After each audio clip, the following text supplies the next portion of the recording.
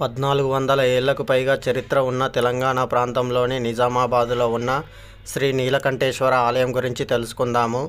ఈ ఆలయం చాలా ప్రాచీనమైనది. ఈ ఆలయానికి దాదాపుగా 1400 సంవత్సరాల చరిత్ర ఉన్నది. ఈ ఆలయం జైన ఆర్య శిల్పకళ నైపుణ్యంతో ఉంటుంది. మొట్టమొదటి జైన దేవాలయం కూడా ఇదే. బాదామి చాళుక్యులలో ప్రధానమైన రాజైన రెండవ పులకేశి జైన మతాన్ని ఆచరించి ఈ ఆలయాన్ని 625వ సంవత్సరంలో కట్టించాడు. ఇక తర్వాత ఈ ఆలయం కాకతీయుల వశమైనది. వీరు శైవ సాంప్రదాయానికి చెందిన వారు కావడం వలన ఈ ఆలయాన్ని శివాలయంగా మార్చారు.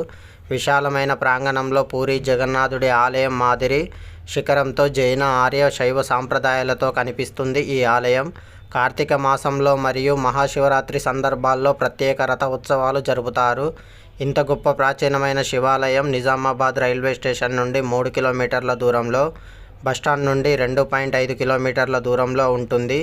నా వీడియో కనుక నచ్చితే ప్లీజ్ సబ్స్క్రైబ్ మై ఛానల్.